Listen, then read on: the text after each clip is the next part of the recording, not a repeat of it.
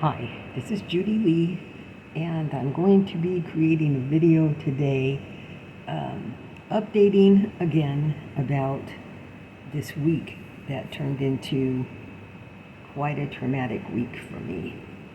I got to learn a lot about my own trauma situation, and it happened through a video that I made while I was stressing out about things being more than I could handle because because an event brought up so much fear in me towards what has been done to me that I was afraid of how I would respond. I was afraid that however I did respond was going to cause people to start attacking me. And from that I would lose where I live, and um, and uh, and that wouldn't be good. And also that they would start beating me up again, the way that Multicare and these other groups have been psychologically beating me up. So, getting to see today, I was so lucky because there was a cancellation with my trauma therapist, and so he was able to scoot me right in, and that was great. That was great because he's been my therapist now for um gosh, I guess over a year. Same clinic, different therapist. Anyway, um, the meeting was very, very good. It was very, very good. And before that, I was actually before I left to the meeting, I was actually able um, to talk to the people who the woman who caused, if you will, my distress. And she didn't know, she didn't mean to, and we ended up having a good communication about it. And she's learned something, and she's learned something about me and about something in her job because she's new at this. So it went really well, and that was a good setup then for me to go into my trauma therapy session. And and so yeah, so we're gonna have more frequent sessions for the time being because I'm going through some big changes. One thing that we did realize is that these videos are good for me because I can go back and I can see myself, like self evaluation, which is good because I need to. So I told my therapist now I've seen firsthand how he sees me during my session when I'm describing, my trauma to him. And and he said, "Yeah, but here it's not as bad as I don't see you when you're first in that trigger stage, if you will." So, because by the time I see him, I've settled down a lot. So it is a cycle that I go through. I used to be 24/7 cycling. The cycle would not stop. And it destroyed my mind. So that's just the truth. And the attack on me was nonstop. And my trauma therapist related something to me about when he was working in mental health counseling in another city, and it was part of their commodities division. And he said, people would line up to come for what was being offered, whether it was food or whatever, and looking for shelter or whatever. And he said, so there were regulars that came, and they would line up. There would be a big line before they opened the doors. And he said he noticed regularly there was one woman who was very vocal and very loud and very kind of seeming very aggressive. And there was always a ruckus around her that that it was easy to think that she was a problem causer. And then he said, so one day he told the staff, could you handle this? I want to check something out. And he went and just stood back and watched as this group came up to get into the line, and this woman came up to get in the line. And he said what he saw was that the group was harassing her and saying things and upsetting her. So basically, she would show up, and then they would end up talking with her and working her into a frenzy. So he said he learned a lot from that. But what he did is then he went to where she was in the line, and he told her, I could really use some help up here. So if you could, so then they were seeing, oh, she's going to help him with whatever, And he said, I could really use your help up here. Could you come up here and help me? And then she went up there, and from that point forward, he always brought her to the front of the line so that she was taken away from these people who found their entertainment in making her struggle and to watching her response to her struggling. And he said, I just don't understand what's wrong with people, that they don't have compassion. It's like they don't have anything else to do, that they're bored, and they don't really have a life, and that is their life, is doing these kind of things to people. And that's happened with me here with a couple of women, and one in particular. They're everywhere. They're everywhere. They, I've tried to say, hey, let's, do this. I mean, I was raised by a mom who was artistic and creative and liked doing busy things. And so that's what I like too. So I would say to them, let's do blah, da, da, da, da.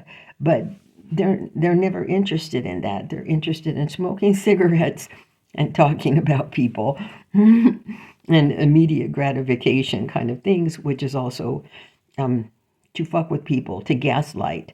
And I was finding more and more, especially with the one, that she was gaslighting me. She was misinterpreting what I was saying and my meaning and everything on many things. And she would be very assertive and creepy about the way she would assert.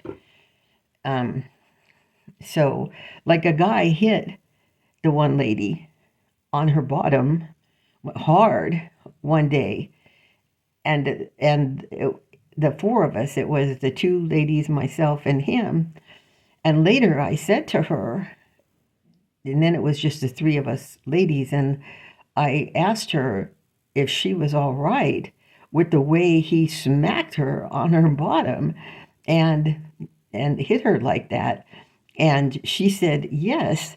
Well, before she said yes, the one woman said to me, he didn't hit her. He did not hit her. And then the other woman said, no, I don't mind. I do it to him too. So I was like, okay, well, she's all right with it. So if she's all right with it, then I wouldn't be all right with that. But for the one to be, saying he did not hit her, that's gaslighting. And so more and more, I was finding that she was gaslighting me. And she thinks it's funny, and I had to cut them. So So I was being kind of pushed to go to a bingo game where those two women will be there. And I was being assured by somebody who is not even in the position to assure me that if there's any trouble from the one in particular, then they would make her leave and she wouldn't be able to come back. That's not true. This woman, that's not true. So anyway, it's been very stressful for me, and I was afraid that I wouldn't say correctly what I needed to say. I was afraid I was going to scare the new manager because we have a new assistant manager. I was afraid that I was going to scare her in the way I approach her. And God forbid if I said anything that made her think I was going to sue her or sue the management or the owners or whatever. This has been my experience when I got beat down by Multicare. And Chase, David Schilling over there at Chase, I say the names, he tried to have me charged with fraud, unemployment insurance fraud, and I wasn't even receiving unemployment insurance, and the administrative law judge was going for it. She submitted to Christine Gregoire, the Attorney General of Washington State before she was governor, to charge me with fraud. And Christine Gregoire took her her staff about 3.5 at least a month and a half to get back, and pretty much I wish I would have kept that letter, because pretty much she asked, what are you doing? She hasn't received a dime from unemployment. David Schilling was trying to say I received like $10,000. They thought it was funny. Schilling and the administrative law judge were laughing. I was hyperventilating. Because if Christine Gregoire would have been crooked, she would have been like, oh, okay. And there are a lot of crooked ones. But that was really the beginning of this hell that I have been going through. That was in March of 2004. And they have been beating me down ever since. And when they start the beat down, you get dumb shits like this one down, this neighbor of mine who is gaslighting me. They start gangbanging. Well, so when my therapist and I were talking about it, he was telling me about the woman that they would gang up on her and get her, all riled up and upset and everything. That I told him, I said, yeah, but you know what? You never expect it from your medical doctor. And that's what happened to me with my medical doctor. And he said, no. And in fact, he was like taken aback for a minute, because people don't realize they will gangbang us. And in fact, I told him, I don't tell all the details of what Multicare doctors did to me because it's embarrassing. I don't tell all the details about what the cultural criticizer did to me because it's embarrassing. So he really was taken aback, because I did tell him what another one of the doctors did to me. And what he did to me was so brutal that his nurse gasped. The nurse gasped. Gasped. Can I say that? She did. She gasped. Mm-hmm. Man, she felt bad about it.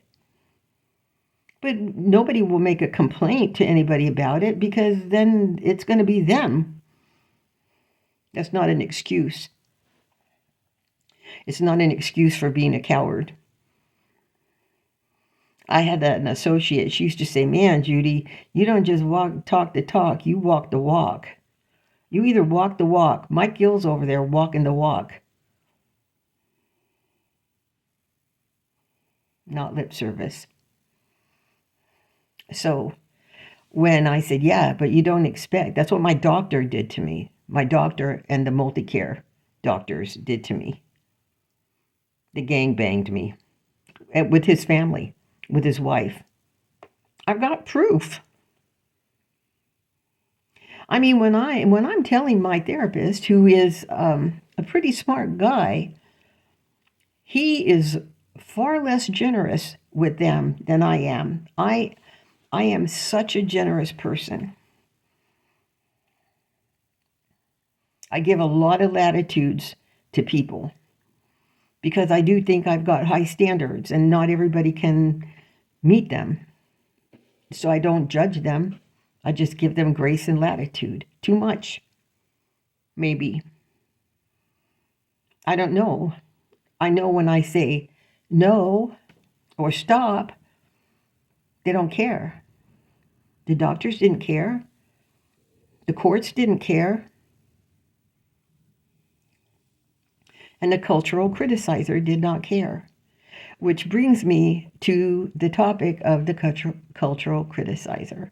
Well, before I get to that, what I really want to do is I said it in the previous video, I want to make a compilation of the process, the cycle, as I cycled through the trauma.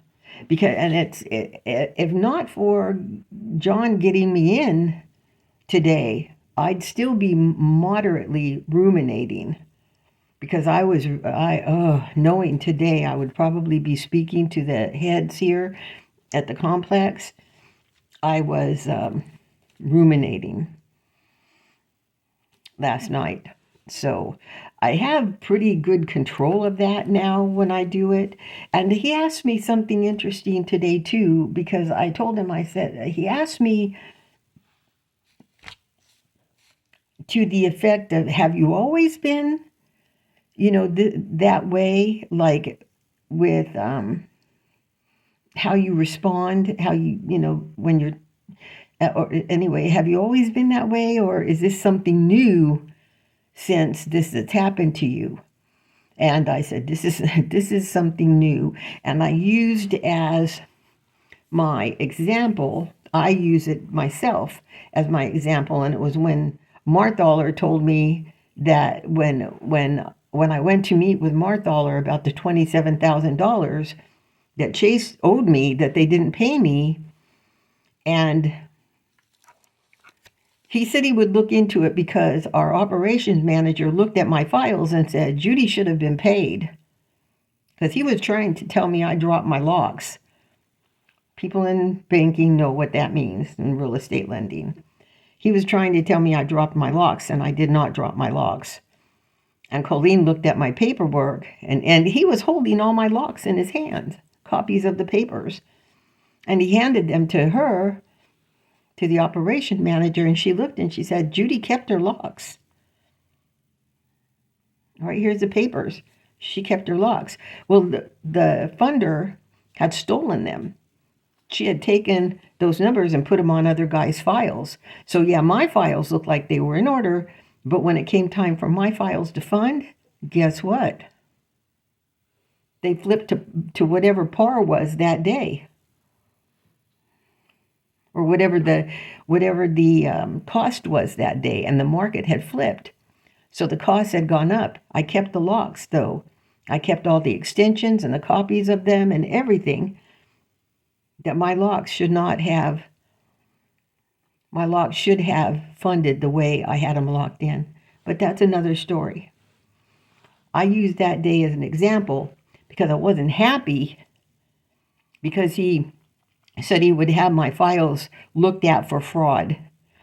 There was not a fraud issue in my file. To say that was ridiculous. But he said he'd get back to me.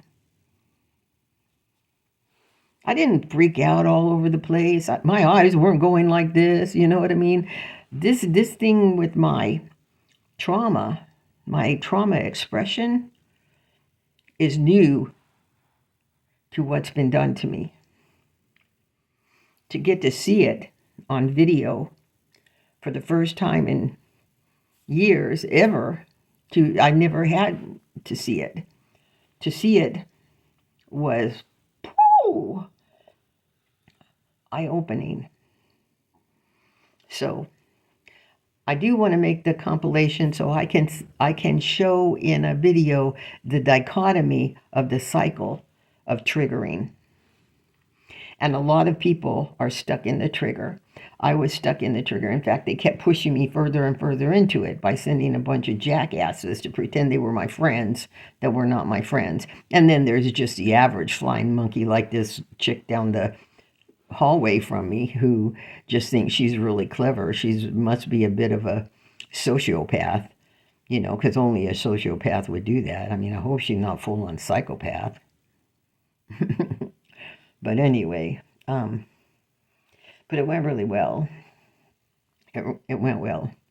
Now, to the cultural criticizer, I so happened vocabulary that's not usual in a certain relationship of mine came up, and I thought, who's setting the trend on this vocabulary? Like I wouldn't know that it isn't the cultural criticizer. So I went and looked on LinkedIn, and sure enough, there was quite a 34-page article. And the article describes exactly what was done to me. Oh, they don't say me. It describes how a person deteriorates when their lives are not of any value to a capitalist, to a capitalistic society, or to a capitalistic, corporation or entity. And now I'm in the situation where, and this is what I told my therapist, we talked about, all the different ways to go, that, all the possibilities. And I feel like I need to respond. I need to criticize the criticizer, because the criticizer is the one that helped them do this to me. So in his research, a research that I did was not agreeable to, a research that proves that they experiment on us without our approval, and that they do whatever they want to us. And I look at these 34 pages. I haven't read any of the other. He's been writing for years and plans to write for a lot more years, promises at the end that there's more to come. But he told me, we're going to talk. Oh yeah, we're going to talk. Well, the problem is that he doesn't know how to listen. He's busy doing research, right? And what he's done through the courts is he has shut down my ability to speak. So now I'm reading this and I'm like, no, I need to be heard now. So how am I going to approach criticizing this? And that's my question right now. How do I approach criticizing somebody who absolutely annihilated my life? Probably, I believe, just by the setup, the way it was set up, I believe was contracted by Chase and Multicare. Seems pretty obvious. I was telling John, there's a personality profile. Corporations have certain personality profiles, and I have become familiar over the years with the personality profile of Chase. I can't speak to JP Morgan, but I would imagine it comes down from the top. So Jamie Dimon wasn't in charge of JP Morgan when this went down with me.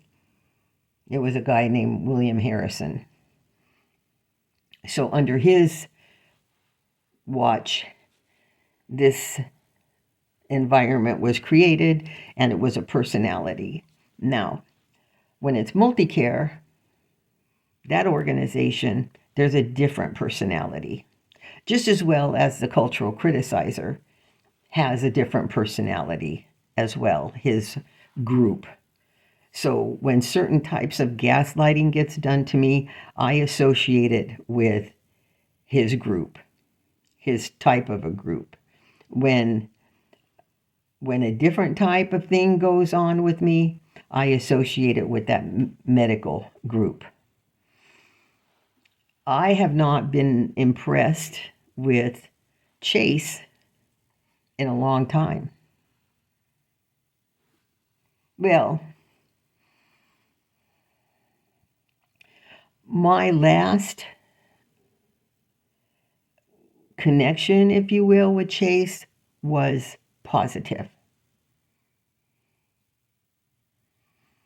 So maybe under Jamie Dimon, the personality of JP Morgan Chase has altered.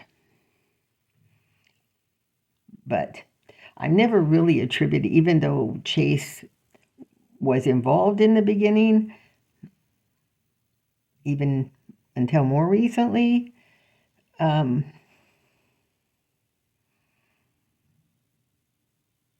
I mean, I just, I'll just leave it at that.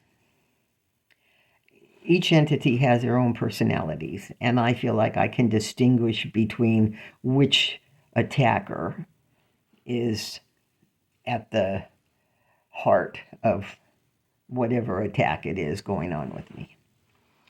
So,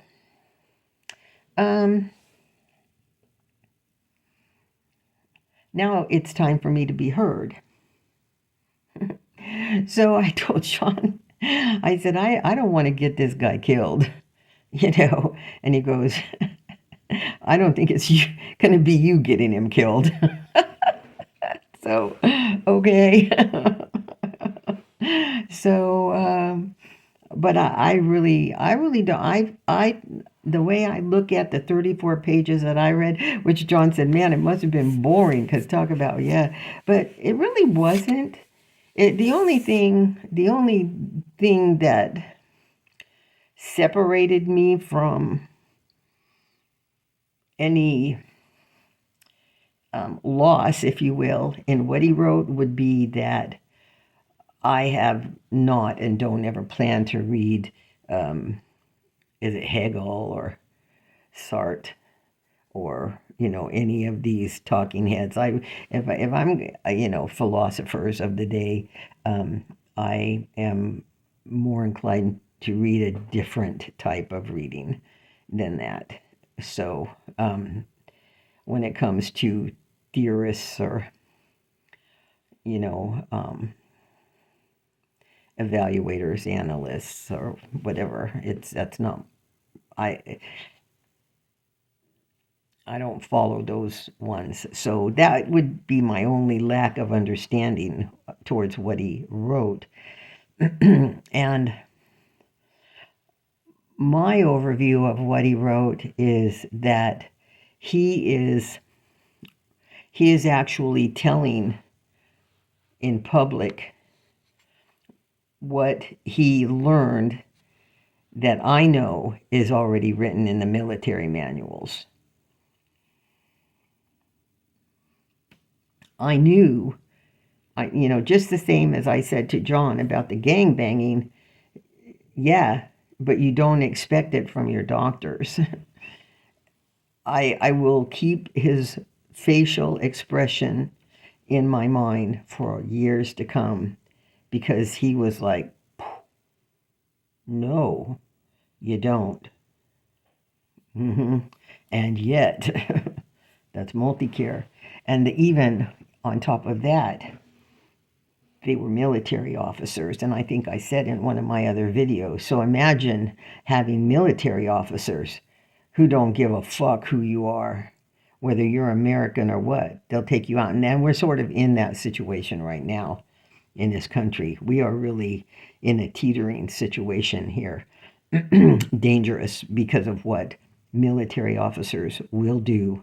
I don't know. Somebody said that this with Iran is Trump trying to escape the Epstein files. And I was like, do you really think that? And he said, absolutely. I thought, why am I doubting him when I have seen what that multi-care group did, escalated? In fact, I would even almost say that that was the beginning. I would almost say that was the beginning of the hell that this country and the world is in today, was those officers at multi-care having to keep escalating along with the different agencies of the government to cover up. They don't care. Do you think that that doctor over there at multi-care, they don't care. Read my lips. They do not care. And they are military officers. And what the cultural criticizer is outlining is his opportunity to experience what it's like being them. Now, what he does with it's going to be something else, but it's now publicly known for the thinking people. Sadly, I don't believe the thinking people are going to give a crap. That medical doctor will give a crap. That medical doctor's psychiatrist father will give a crap. Will not give a crap. Will not. They will not care. So, still yet, I feel like I need to respond. I feel like it's my turn to be heard. But how I get heard is going to have to be said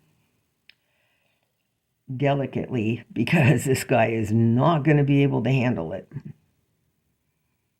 He is not going to be able to handle it. So I have to be careful with what I say. So I told the commenter, I think it was yesterday, I have to think about legally what I can say and what I cannot say, because the courts are going to have his back, and which has always been a disaster for me. The way that they've used the courts, multi-care started that with me. The way they used the courts to, and in Seattle, the victims assistance program, the people who worked there did not know what to do, because they were dealing with men who were harming women and then going and getting a restraining order really quickly against the women. Then when the women would try to report it or complain about it, the men would say, they're just saying that and harassing me. That's what happened with me. So anything that I tried to do to defend myself from being attacked, and I was being attacked, he got this woman who totally would do or say whatever he told her to do or say. And even the King County Crisis and Commitment Services said she's just doing what he's telling her to do, which is even scarier. So anyway, but I do think that to get closure, I have to be heard. So I was going to give John copies of the article to read, and then I said, you know what? don't even. And he goes, it must be pretty boring. But to him, I think it would be to him. To me, it isn't boring because it's about what he did to me. So, I don't know if I would be interested in it if it wasn't about me. But it wasn't just about me because I'm not the only one that he's done this to. But I'm sure that I've been a primary. So, right, I'm laughing. Oh, yeah, it's been funny. But I think I'm going to be the only one who can give myself closure. And what that looks like, I really don't know because I'm almost 71 years old and I just got my cholesterol report and I've got high LDLs. They want to put me on statins. So I've got it. I'm not surprised. I've been feeling it. I mean, this has been coming on, this beat down. Like I haven't been able to lose weight or exercise. I got the atrial fibrillation now. I mean, they tore me up. I would literally be beautiful today if not for how they beat me down. I've got 100 pounds on me that I didn't have on me when that guy raped me. I mean, the stress, and I started drinking to cope. Plus, I went through benzodiazepines. They had me on benzo. I mean,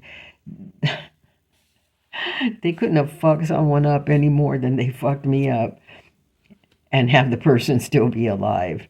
It's a miracle. So I've got to do something with it before I die. So I am going to change everything that I'm doing here because I'm going to try to get my cholesterol back in check without statins. So, or I may just take them for a little bit. I just don't want to put myself in a situation where the statins are causing me harm in other, because I'm reading them and they're saying some of the warnings are, this is very rare. Well, what happened with the Ambien instruction said this side effect is very rare too, and guess who had it, right? Not a negative reaction to the Ambien. And